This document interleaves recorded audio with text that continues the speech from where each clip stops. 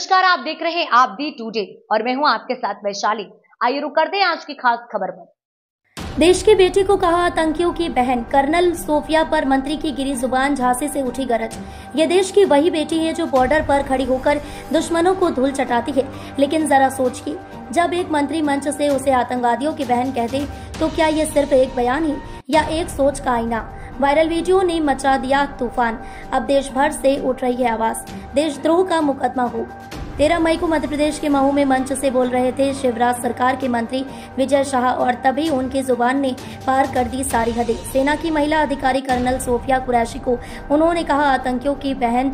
जिस शख्स ने सरहद की सुरक्षा की कसम खाई हो उसे मंच से यूं नीचा दिखाना, क्या यही है राजनीति की नई जुबान? झांसी में कांग्रेसियों का प्रदर्शन तूल पकड़ने लगा। कांग्रेस के नेता एवं पूर्व केंद्रीय मंत्री प्रदीप जैन आदित्य ने दर्जनों कांग्रेसियों के साथ नारेबाजी करते हुए नवाबाद थाने पहुंचे और इस पूरे मामले पर पुलिस में एफआईआर दर्ज कराने की मांग की है। उन्होंने बीएनएस की धारा 113, 152, 356, 358, 2 और आईटी एक्ट 2000 की धाराओं के तहत कार्रवाई की मांग की है। उनका कहना है कि यह केवल कर्नल सोफिया का नहीं, हर सैनिक और देशभक्त का अपमान ही। अब सवाल सीधा है, क्या मंत्री विजय शाह को देश की सेना से माफी मांगनी चाहिए? क्या ऐसे बयान पर चुप रहना चाहिए? देश से गद्दारी नहीं, देश देख रहा है, जनता पूछ रही है और न्याय अब दूर नहीं।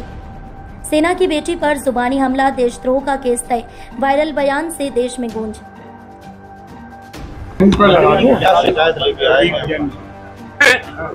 हमारे देश के अंदर मध्य प्रदेश के महू जिले में एक सार्वजनिक मंच पर भारतीय सेना को अपमानित करने के बाद, आतंकवादियों से संबंध जोड़ने के बाद मध्य प्रदेश के कैबिनेट मंत्री विजय शाह ने बोले और अभी तक भारतीय जनता पार्टी ने उनको बर्खास्त नहीं किया और ना उनके खिलाफ मुकदमा लिखा। बीएनएस 2023 के अंतर्गत धारा 113 के अंतर्गत ये राष्ट्रद्रोह है, भारत सरकार की सेना के खिलाफ बोलना। 152 के अंतर्गत ये एक ऐसा अपराध है जिसमें आपस में शत्रुता फैलाने का काम उनके वक्तव्यों ने किया। उन्होंने पूरे देश के एक एक व्यक्ति का अपमान किया, बाबा साहब भीमराव अंबेडकर के संविधान का अपमान किया।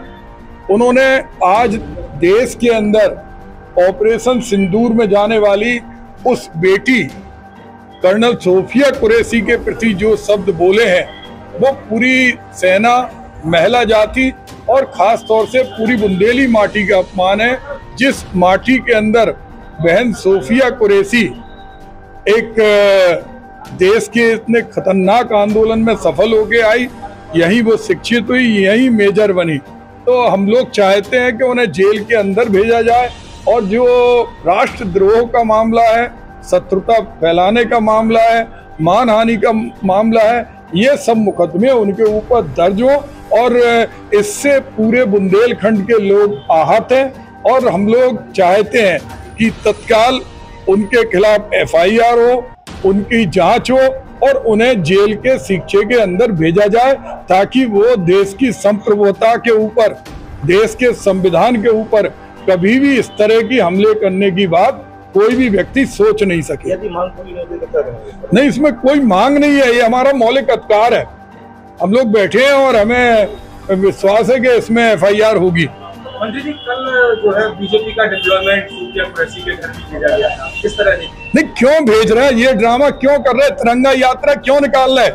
जब आपकी पार्टी के अंदर एक कैबिनेट मंत्री बोल रहा है, सरासर बोल रहा है, उसके खिलाफ एफआईआर, उसको जेल के अंदर क्यों नहीं भेज रहे? वो कह रहा है, सरासर कह रहा है कि देश की सेना के संबंध आतंकवादियों से हैं। वो कह रहा है कि सोफिया कुरैशी के लिए जो शब्द कहे वो शब्द कोई सुन सकता? आज उनके प्रदेश अध्यक्ष, मुख्यमंत्री कोई भी ऐसी कार्रवाई नहीं कर रहे हैं जिससे ये प्रदर्शित हो कि इनकी विचारधारा पूरी पार्टी की और पूरे देश के मंत्रियों की विचारधारा उस विजय शाह से अलग है। अभी आप एफआईआर दर्ज कराने आए क्या?